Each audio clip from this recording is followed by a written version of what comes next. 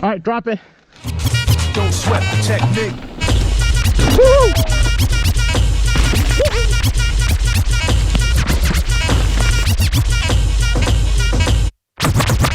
Sup, and welcome to my YouTube. My name is Matt, and to start things off, I love to ride mountain bikes as well as my dirt jumper. For a long time, my channel was just a place for me to dump videos, to share with people who were coaching me or helping me along to become a better rider. I've posted some progression videos of me doing stuff or learning new skills, edits I would shoot, along with trail videos. This year, I thought I would get a little more serious and start to produce some content. I feel my journey to become a better rider, I finally am at a point where I feel comfortable sharing my experiences with people to possibly help them as well become a better rider. I'll be the first one to admit, I am not the greatest rider. I'll tell you myself, I'm a pretty trash rider. To give you a little background, I didn't grow up riding BMX. I also didn't grow up riding motocross. I didn't pick up mountain biking until my late 20s to early 30s. I just got bored one day and took my really old bike out and crashed a few times and fell in love with biking. To start off the channel, I want to give you guys 3 tips, 3 things I did that helped progress my riding faster than anything else. And I truly believe these 3 things can really help you as well. So let's get right down to it. Tip number 1, video yourself. Yes, video yourself. Let me share this video of me trying to bunny hop and showing my friend that I could bunny hop. My friend had challenged me to go outside and record myself doing a bunny hop and share it with him. And I'm like, bro, I could bunny hop, all right? You just trust me, I can bunny hop. So I went out and recorded myself, and boy, was I ashamed. And he laughed at me, he made fun of me. But at the end, he was like, you know what? I'm willing to help you if you're willing to put in the time. So video is awesome because there's a certain rule I like to say about videos is videos do not lie. It tells you the truth, the ugly truth of how you really look when you bike. We've all hit that jump where we thought we got massive air and we'll grab our phone and our camera and go out and video it. And you know what happens when you watch the video? You're like, I think my tires are still on the ground. And that's the truth and the beauty about videos is it shows you how you're riding. So you can't see the errors you're making unless you see them. A lot of times when I'll be out there riding and I'll run into people and they'll be like, hey, can you help me become a better rider? The first thing I'll do is like, hey, let me record you riding this section that we're sessioning. And trust me, it opens a lot of eyes to people of how they're really riding. This brings us to tip number 2, film study. All the greatest athletes in their sports, Tom Brady, LeBron James, Michael Jordan, Kobe Bryant, Tiger Woods, they have one thing in common is that they study film, game tapes, them shooting, them throwing the ball. They study and they break it down. Now that you video yourself and you have that footage, it's time to come back and critically look at it and analyze it to see where you're doing right, to see where you're doing wrong, and make those corrections. So there are 2 key points that I like to do when I study film. Key number 1 is to slow motion. When things happen at full speed or trail speed, it's hard to pick up errors because it's happening so fast. But if you could slow motion it, you can see what the bike is doing. You can see what your body is doing and pick up those errors. Key point number 2 is to freeze frame. So when I was learning how to bunny hop, I would watch a really good rider at a certain point in the bunny hop and freeze frame it.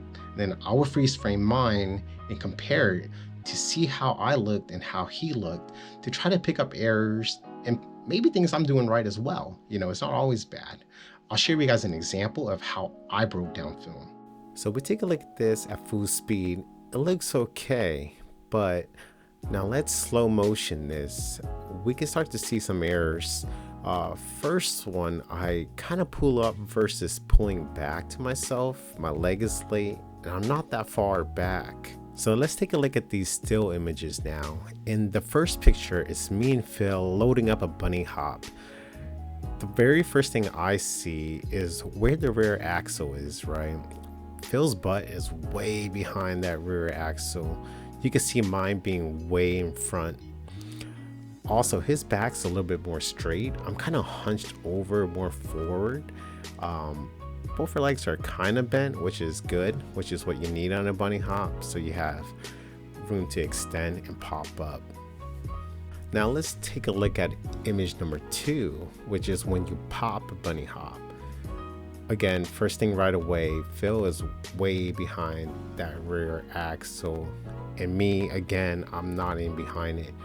But the biggest thing that I see is my back is curved versus Phil's straight back. As you can see, one thing I really had to learn was how to get my back straight. Another thing, my arms are really bent, and if you see where I highlighted in yellow, I'm actually pulling to my chest versus Phil pulling to his hips. And that's where our still frames will really teach you what you're doing wrong. So this is where film study is critical, because you can slow it down and you can see your errors. You could look at the still frame and compare it to a really good rider and break it down and see what you're doing wrong. So film study. Tip number 3, practice. Yes, practice. Yeah, we're talking about practice. What are we talking about? Practice? We're talking about practice, man. Skills with Phil, one of my favorite YouTubers and riders, he said something super important in one of his videos. I can't recall which video it was, and I'm paraphrasing, but he said something along the lines of, you can learn more in one day riding a parking lot than you can riding up and down a mountain. And there's so much truth to that. So you can watch YouTube tips all day. You can even pay for coaching, but unless you get out there and you practice and try to apply those things that you're trying to learn, it's all kind of pointless. You gotta practice.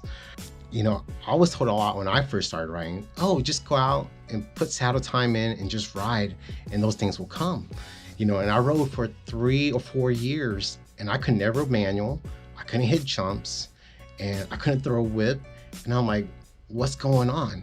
And it wasn't until I started practicing that I was able to do those things. I'll share you guys 2 key points when it comes to practice that I really like to do. Point number 1 is to keep that practice short, 15 or 30 minutes. You don't have to go really long. One reason of this is because you could be doing things wrong and you're trying to bang out like 2-3 hours of how to manual, but you're doing it all wrong. So all you're doing is building bad habits. And another thing is just your mental state of mind. You know, when you go too long and you're frustrated and you're mad, you know, you just get burnt out and you don't want to go out and work on that manual or that bunny hop anymore. So keep it short. Key point number 2 is to have a goal when you practice. I actually got this from a really good friend of mine's, and have 1 or 2 goals when you go out and you work on practicing whatever skill it is you're working on that day. You know, for me, when I was learning how to manual, one of my goals was, I was like, hey, I'm really afraid to be far behind the bike. So for that day, my goal was to just get far behind the bike each time I rode in to do a manual. So just have 1 or 2 goals. You know, practice with a plan. If you're just out there practicing for hours without a plan, you're just wasting time. And that's it. Just those 3 things. Number 1, video yourself. Number 2, film study. And number 3, practice. Practice, practice, practice. Those 3 things help progress in my riding more than anything else. It wasn't getting a new bike, it wasn't riding a new track. It was just those 3 things. And I truly believe those 3 things can help take your riding to the next level as well. That's all I have for today. I'm trying to keep it short and simple.